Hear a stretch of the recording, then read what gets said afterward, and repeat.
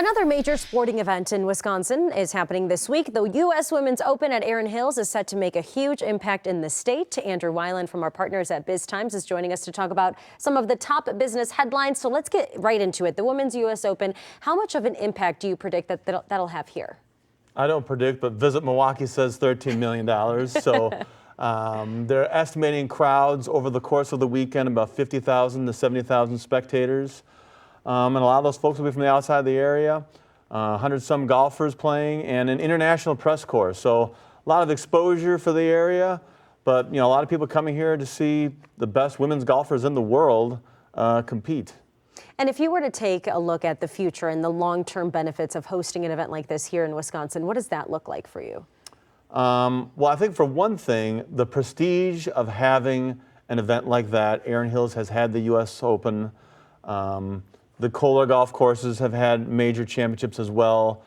The prestige of that attracts people to come to Wisconsin and try these courses out.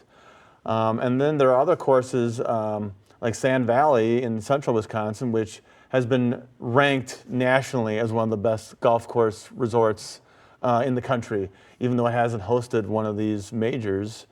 But these are things that, golf aficionados who are willing to travel and spend a lot of money and play golf at great courses like to do that and will come to Wisconsin when they see a major tournament and a course here that we have that is capable of hosting that. They want to come try it out. Absolutely. And I know we have great golf courses. Mark Baden attests to that. So that's the only reason I know.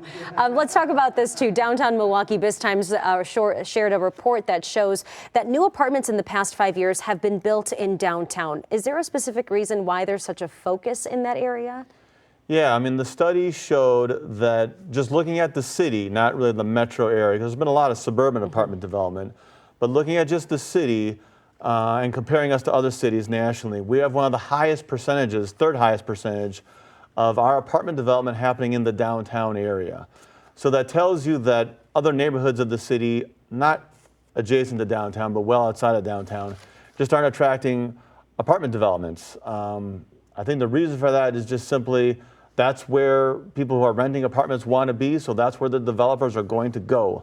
That's where the developers and the investors think they can make money, so that's where they're going and building apartments, and predominantly luxury higher-end apartments, because those are a lot easier to turn a profit on. We've seen a lack of affordable housing development, and the problem with that has been developers have just been unable to make those profitable without a subsidy. Yeah, I was going to say, even around my neighborhood in the Lower East Side, you can see those buildings being built, and then obviously rent is not the cheapest if it's a new building. Okay, Andrew, let's talk about this. Lastly, there's a southern restaurant chain that's looking to expand here in the Milwaukee area. I've never had it, but rumor has it that it's a great southern chicken restaurant. Derek says so. Zaxby's. Yeah. How is this making a connection here to Milwaukee? Well, one of the hottest restaurant trends we've seen in our area for sure is the proliferation of chicken restaurant chains.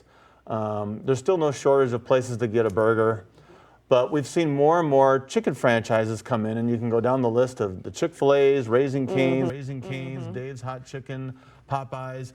These places keep coming in, and some of them with extraordinary results. If you've seen the lines outside of a Raising Cane's that have opened in the area, it's massive. So there's obviously an appetite for these chicken restaurants, and a place like Zaxby's is looking at our market and saying, we think there's room for more. We'll see if there is room for more. It's hard to believe we can support even more of these, but we're going to have Zaxby's as well. They're looking for franchisees to open locations in the Milwaukee area and in the Madison area. How soon could we see one of those restaurants open here? They haven't said, so the process takes a while. I would think 2026 at the earliest, probably. Okay. All right. Andrew Weiland, thank you so much for joining us. And now, Derek, I'm hungry. We're all hungry.